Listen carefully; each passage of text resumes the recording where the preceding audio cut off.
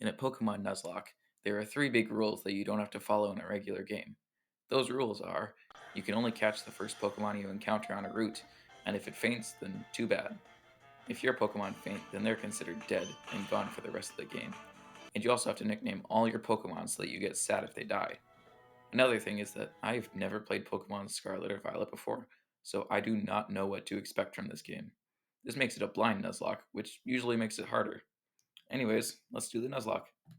As with many other Pokemon games, I started at my house. The first thing I got to do was choose a starter Pokemon, so I ran directly towards Sprigatito, whom I named Paul, because one of my friends has a cat named Paul. With Paul being my first Pokemon, I got to set out to go catch some more friends and start challenging some gyms. The first battle was against Nemona, the rival. She had a water type Quaxley, who was conveniently weak to Paul's attacks. I sent him out as there really wasn't any other option, but after a couple super effective grass attacks, Quaxley fainted and I won the fight, which got Paul to level up and get a little bit stronger. This was the easiest battle, and it would have been a bit embarrassing if I lost the Nuzlocke here. The next thing I did was find a Pokemon in Poke Path, so I weakened a odd level 3 Lechonk so that I could catch it in a Pokeball and make it the first addition to my team. I felt like he was giving off Gary vibes, so that's exactly what I named him. As I walked along a path, I happened to find a big Pokemon that looked a bit weird, so I went to check it out. I gave it a sandwich, and then it floated over to a cave.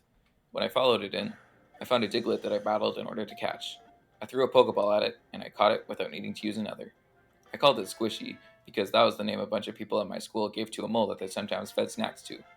After some more cave exploration, I left the cave and got the Pokemon Miraidon's Pokeball from a guy named Arvin. Now that I had it, I started the walk to Mesagosa. On the way there, Nemona challenged me again and terrestrialized her Palmy, but Squishy, being a ground type, was immune to its electric attacks and got it to faint. Before long, I got to Mesagosa and then Youth Academy too. Just about nothing happened until I left that school, but when I did, I caught a Mareep right away, as I found it on my way to the Cortando gym. I called it Willy. As I was going towards the bug gym, I was grinding some experience to get my Pokemon stronger, and I found a Meowth that was a bit too strong. It knocked out Gary, meaning he was gone for the rest of the game and my first loss.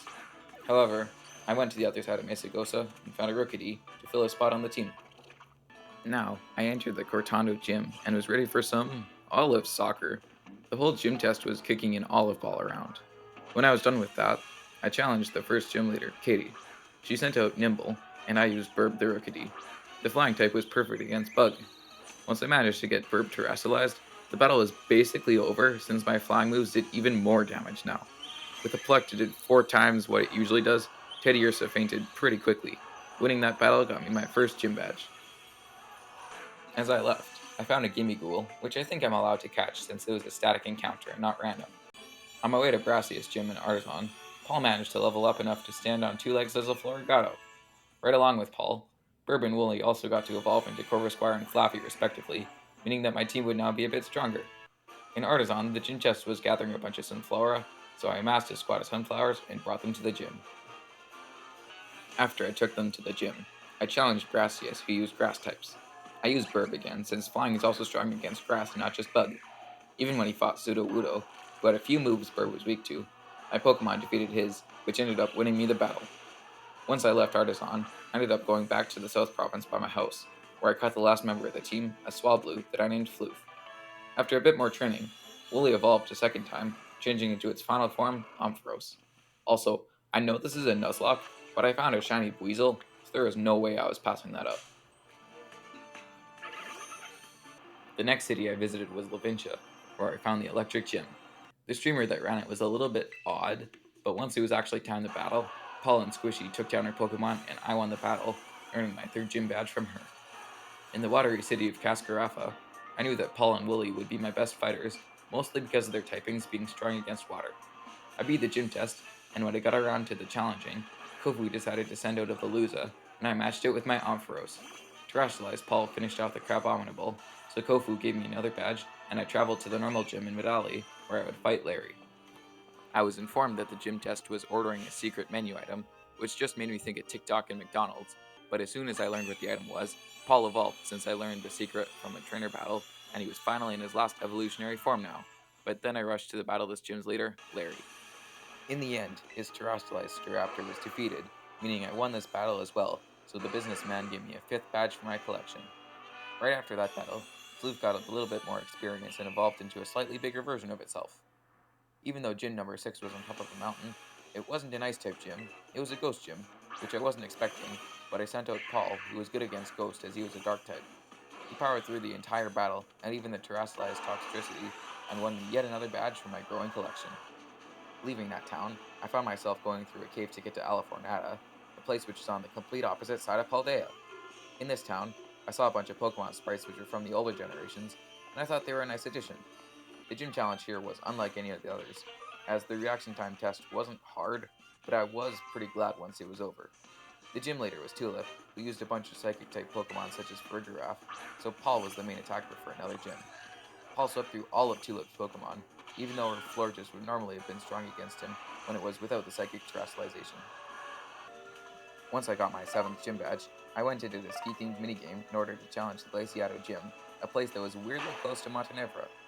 Russia, this gym leader specialized in ice, so I went with Burb, my steel type, who would do great against his Pokemon.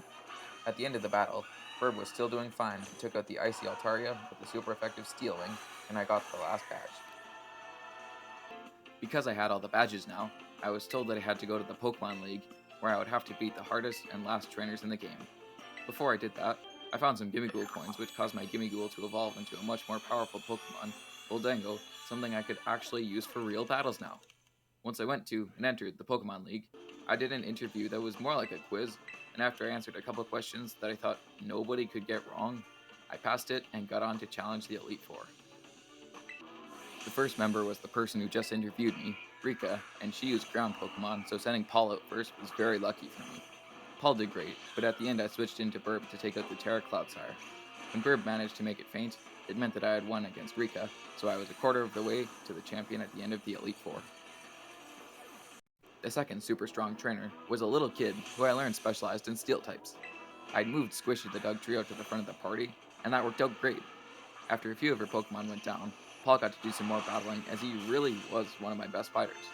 Cash the Gholdengo got to do his first battle against Tinkaton, where it had to tank a lot of not very effective hits, and then got to use an extremely powerful attack, Make It Rain, which got me the victory against the Tinkaton. After I beat Poppy, I then faced the third trainer, who was Larry, one of the gym leaders, who used flying types for this battle. I used Willy a lot for this fight, since my electric type knew 3 attacks that were super effective when attacking flying. Because of that, Willy swept them all away, along with a Flamigo, and won another battle, beating Larry a second time. Hassel was the final member of the Elite Four, and he used Dragon Pokemon. Paul knew a Fairy attack, so I was glad he was the one that I sent out first. Herb got to fight a little Apple Peel, which I don't think should be a Dragon type, and he also beat Hassel's Baxcalibur with a Drill Peck, and so I went on to meet the champion through a set of regular double doors. Gita, the champion, went on for a bit about how she was so very good, but when my Pokemon came out, they quickly and easily won against all of her fighters without a problem. At the end of the battle, I terrestrialized Cash and took down the opposing Glimmora by using a nasty plot boosted Make It Rain a few times, and so I won against the champion, which I thought was the last battle. Before I finished the game, I actually needed to do another battle against someone who had lost to me in every single fight, so I got a little overconfident and lost Bird. To finish the Quaquaval, Paul terrestrialized and got it to faint with a super effective critical hit Flower Trick, so I won against Nimona. I was notified I had finished Victory Road, so I had beaten a blind Nuzlocke with only 2 losses, and I thought that was a pretty good number. I hope you enjoyed this video, and I'm sure that you have if you're watching this part of it. If you could like or subscribe, both of those things would help a small channel like mine more than you might think. Well, that's all. Bye.